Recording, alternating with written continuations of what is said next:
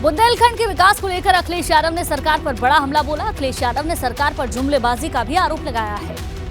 दरअसल अखिलेश यादव आज जालौन में दिवंगत सपा नेता सुरेंद्र मौखरी की श्रद्धांजलि सभा में पहुंचे थे। इस दौरान अखिलेश यादव ने मीडिया से बातचीत में कहा कि सरकार बुंदेलखंड के विकास को लेकर बड़े दावे कर रही है, लेकिन हकीकत बिल्कुल उलट है।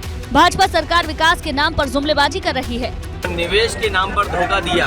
याद कीजिए, बुंदेलखंड में कहा था कि मिसाइल बनेंगी, बम बनेंगे। आज मुझे बताओ, दिल्ली और लखनऊ की सरकार इतने दिनों से कहाँ मिसाइल बन रही है। अखिलेश यादव ने कहा, भाजपा सरकार अपनी जुमलेबाजी को छुपाने के लिए सपा नेताओं को झूठे मुकदमों में फंसा रही है।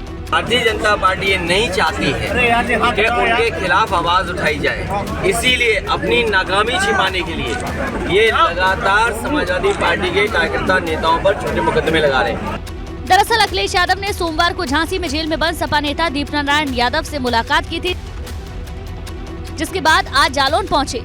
यहां अखिलेश यादव ने सपा कार्यकर्ताओं के साथ मीटिंग भी की और निकाय चुनाव की तैयारियों को लेकर दिशा निर्देश दिए।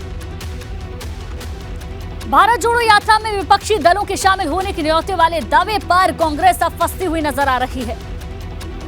दरअसल कांग्रेस की ओर से दावा किया जा रहा है कि भारत जोड़ो यात्रा से विपक्षी दलों के नेताओं को जोड़ने के लिए बातचीत की जा रही है।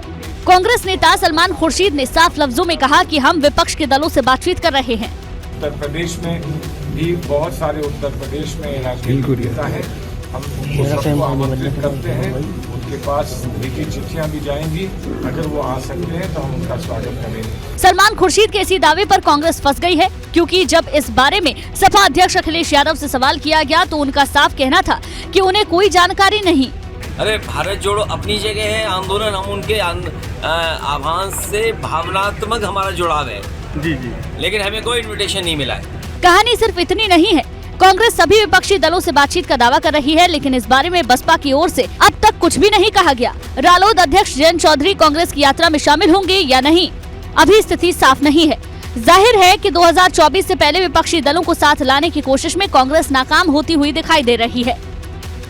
राहुल गांधी इन दिनों भारत जोड़ो यात्रा पर हैं। यात्रा के जरिए राहुल कांग्रेस की खोई सियासी जमीन को फिर से वापस लाने की कोशिश कर रहे हैं।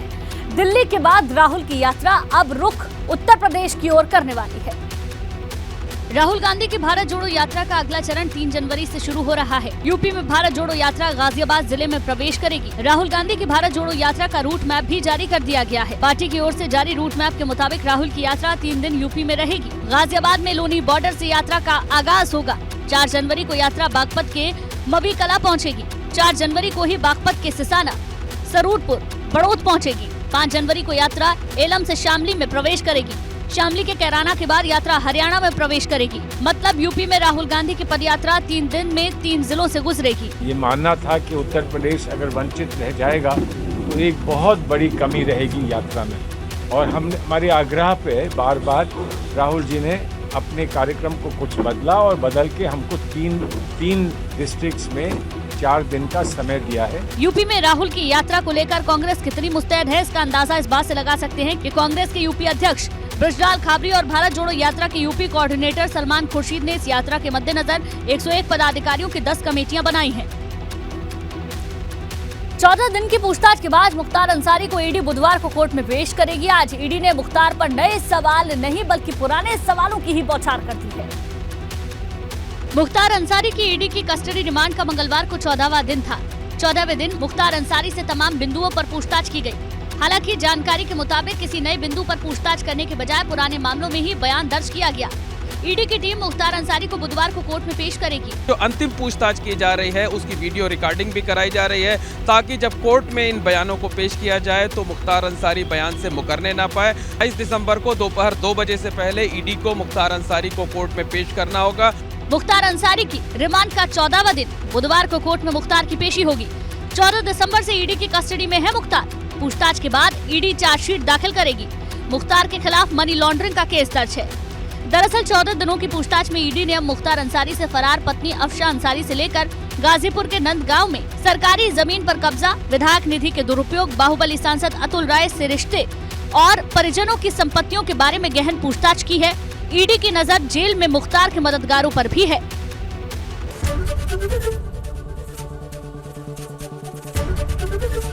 एबीपी गंगा, खबर आपकी, जुबान आपकी।